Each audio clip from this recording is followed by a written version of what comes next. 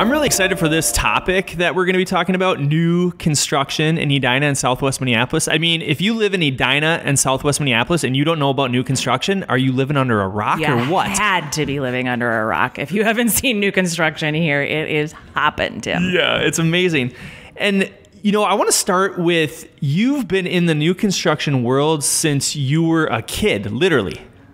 Literally. Yeah, our definitions of kid might be a little bit different, but I started in the mortgage business when I was 20. And one of my very first jobs was to go to model homes and do model home visits and visit the builders reps and get started that way in business as the marketing gal who was out seeing and being seen, right? So this scene that we're in today is very, very normal for me. Doesn't it smell like new construction? I love the smell of fresh cut wood. Yeah. A little bit of mud, a little bit of sheetrock. Some paint. It's pretty awesome. Yeah. Actually.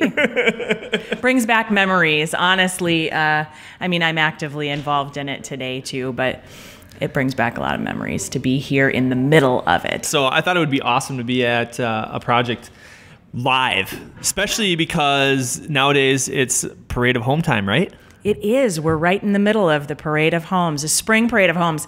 It's Red Friday today. I've got my Red Friday shirt on, supporting That's awesome. Our troops that are deployed. Yes. But looking outside and the snow is melting. It's beautiful spring. Time to think about new construction. So tell us, back when you were a kid at 20, yeah. Tell us a little bit about, how did you get into the new construction world? You know, actually, I worked alongside my mother at that point, and she did a lot of work in new construction with a lot of builders, and so that was just one of my first roles inside the industry, was to market to our real estate agents and builders reps that were in the models. From there, it certainly grew to me doing my own loans in new construction. I mean, we're dating back, you know, 1996 and all through the boom of new construction, where, right.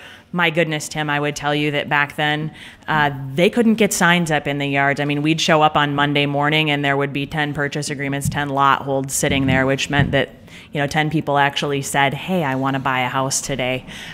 Little bit different environment today, but new construction's definitely hopping again. Well, yeah, and back in 96, I mean, the market was hot in new construction. Then everybody knows the market crashed. So new construction, like, where did that go? And now today, it's hot and heavy again. It has been for a couple of years now, and it's definitely something that fits the current need of, hey, if there's low inventory in existing housing, new construction is an option. Here in Edina and Southwest Minneapolis, we may find that there are a lot of folks that are doing rehabs too, right? Brand new construction rehabs, like you said. If people are not seeing it, then they've not been paying much attention. So what is it about new construction that just gets you excited, that really motivates you? You know what? I would tell you that back in the late 90s and early 2000s, it was just my job, right? I mean, it was what I did. Hey, this is what you need to do. You need to go out and you need to do these things. Okay, right. I'm going to go out and I'm going to do those things. We designed and built our own home, our dream home. So you've actually been through this process? I went through this process. In the early 2000s, my husband and I started from scratch and said, all right, we're going to do this thing. And thank goodness we're still married, right? You're right. I've been through this process by that point with hundreds of consumers going through buying and building and designing and custom homes and not custom homes and townhomes and a variety of different things that went on during that span. But I tell you, there's nothing like doing it yourself that really connects you with the dreams that are involved in that, the hopes that are involved in that, the whole experience and the stresses that are Is it a lot involved. harder to be on the actual building side where you're the one building the house than it is to be on the lender side where it's like, oh no, here's what you can expect and here's how it's going to go, but you don't, you're not living it. It's easy as we actually have a flyer in our office right now, and it kind of makes me chuckle. I really hate this flyer. It's as simple as 1, 2, 3. And while we do work to make it as seamless as possible, it's just not as simple as 1, 2, 3, right? So we really want to make sure that we connect with that reality, that there are hundreds of choices that are being made, and you don't know what it is. You don't know when it comes to new construction. It's so different than just going out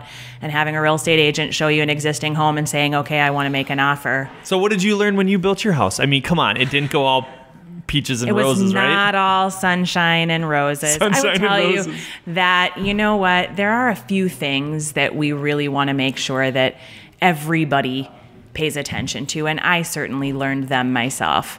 One of them is transition, Tim. Right, definitely. I mean, I lived with my husband and our children in live-in suites. Live-in suites? Live-in suites for a month. Oh. And so, Jeez. you know what? That was the transition that we needed to do in order to make that process work for us. So, you know, you got to think through. Do you have a house? Well, why did you end up in live-in suites? Like, what was the situation that made you decide that was the best route? In our situation, we had a time frame between when our other house was gone and when our house was going to be done. And I would tell you that, you know, it's not necessarily an exact science in terms of timing. I mean, we live here in the land of the frozen. We're looking outside today. It's, you know, the weather's all beautiful, the sun is shining and things are melting, but it doesn't always happen that way. There are blizzards here and rainstorms and a variety of other things, or things as simple as a subcontractor who gets sick or goes on vacation, or, you know, there's a shortage. So on the transition, were you wondering, like, did you try to sell your house quick so then you didn't have to worry about having 2 mortgages? I mean, what was it? Well, mine was an even more special situation that's very unique. It was more complicated? It was more complicated. I actually built our new house.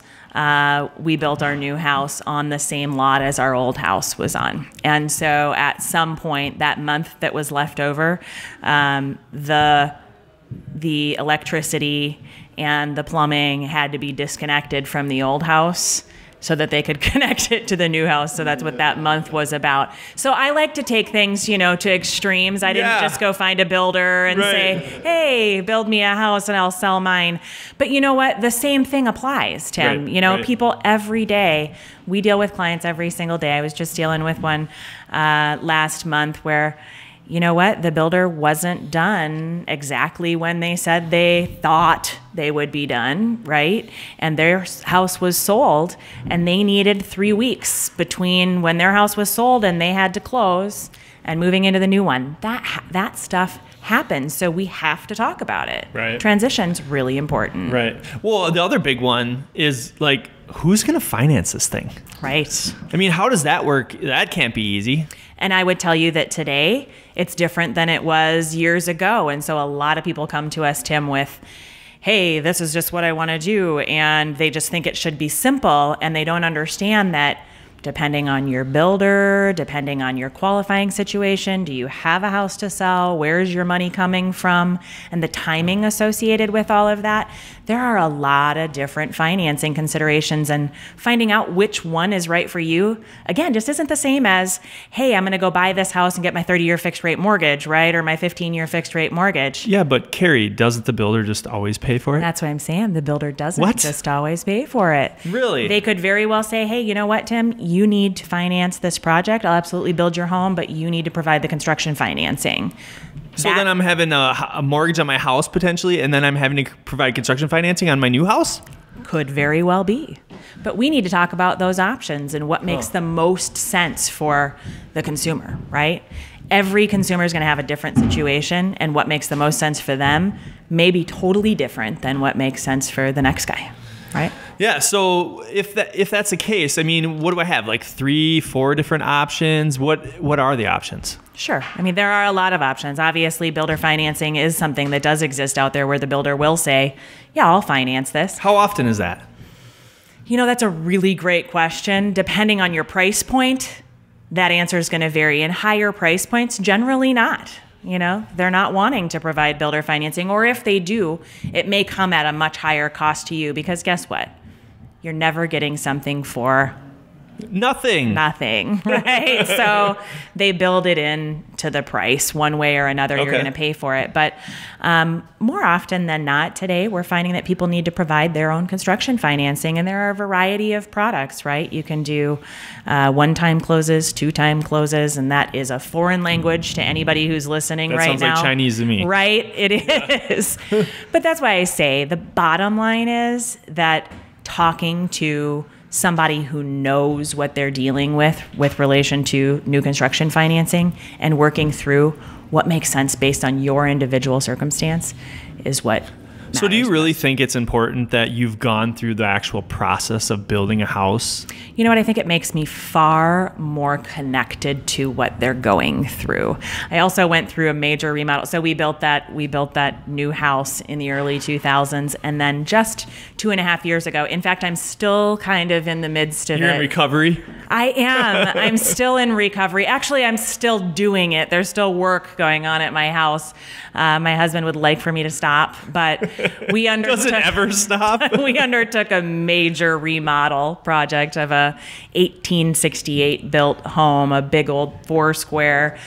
This was us, making a move to. We were supposed to be downsizing and happened upon this house, and it was like, oh my goodness, we've got to do this. So really full-fledged major remodel. Yeah. Having gone through both that recently and building a home, designing a home from scratch with a builder and walking through all of those steps, I think it really helps me to be able to understand what it is they're going through emotionally, financially. I mean, truly, it's just a different process. One of the other things there are a few other things that I want to talk about in terms of what to look out for, Tim. I mean, honestly, people come into the office. I know I encountered it in both of these circumstances. So both my remodel and my new construction house. Do you think that the price ended up being exactly what I set out for it to be at the beginning? Of course. Oh, yeah, right. All the time. All the time, that's what happens. No. But I mean, you have a contract. You sign the contract. The contract's for, call it $800,000. Well, it has to be that price, right? Well, the thing about new construction is, again, that it's not like you're knocking on the door and, you're going in and you're buying a house that's already there, et cetera. If we look around here today, there are all sorts of choices to make. What kind of lighting are you going to have? What kind of cabinets are you going to have? What kind of finishing do you want? What kind of flooring do you want? And the challenge with that is, and particularly as we get into these higher price points where there's more and more customization. So in lower price points, Tim, absolutely, you can walk in and they can pretty well have it dialed in. Here's your few selections. You make the choices. Yeah, you got 5 houses, pick one. Right? Yeah. No. When you get into this level of the game, which is the level I was in, you start off and you think, here are these allowances, and then but you really want that more plush carpet. Yeah. And you really want that upgraded flooring or the faucets. And you don't think about those things when you're at the onset, right? So I always encourage people to pay attention to the fact that, and just plan for overruns. Overruns in price and overruns in time. Because if you plan for those two things, not a whole lot's going to sting you throughout this process. It's going to be emotional, and there are going to be ups and downs because that's just what the new construction or remodeling process is. But those two things and walking in with your eyes wide open there, huge difference. Why wouldn't it happen on time? Well, I know you said the weather, but don't they factor all that stuff in? Sure, they can't factor everything in. You know what? We just had a situation a few months ago with regard to siding shortage. A particular company, a particular style of siding, right? There was a shortage and they needed to wait for it actually needed to be manufactured, right? So we're waiting for siding on a particular project. It could very well be that it's things you picked out that are unique to your house, and it's not the builder that's holding it up. It's the supplier. It's the manufacturer. It's the supplier. It's the subcontractor. I think people automatically think, hey, it's just this builder and this builder's responsibility, and it's just that guy, right? Or that gal who's responsible for this, but there are a lot of people and a lot of layers involved in this process. And working with a reputable builder, a real estate agent, a mortgage lender that understand that process, maybe have been through it, and get it, is your best defense, so that you can be armed with the information that you need. Okay, Carrie, I think you freaked me out because, well, I mean, why do I want to go through all that? You know, really, at the end of the day, why do I want to go through all that? It's your dream home, Tim. You can't go into, you know what, my husband sold high-end autos for years, right?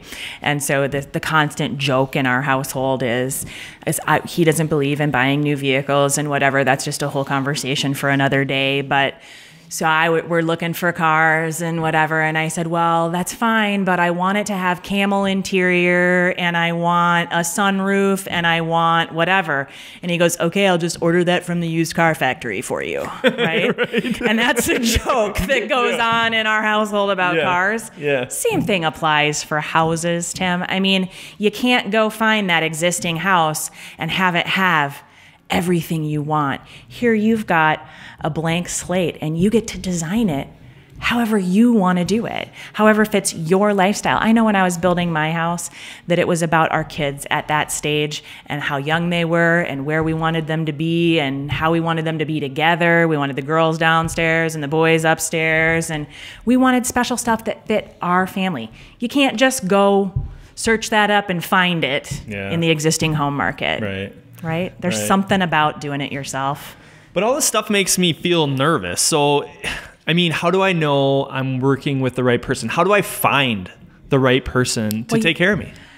Well, you've found me, right? Well, 22 years of being involved in this, having done it myself, both with new construction and a major remodel. I mean, obviously, I'd love to help take care of folks. That is part of what I do every single day. Working with professionals, like I said, in mortgage, in real estate, as a builder, who have been through the process and taken many others through too. We're here to help. We want to make sure that we do take as much of that stress out of the process as we can. Carrie, you know what? Thanks for educating me, and I'm guessing all of our audience, on what it takes to do new construction. But another thing I want to say is thank you for supporting Red Friday. I know that you have a son that is fighting for our country, and that means a heck of a lot to me. And thanks a lot for supporting the troops, and thanks for having your son support our country. It really means a lot to me. Absolutely. Well, we thank them all for their service, sacrificial, and we want to remember every one of them every day.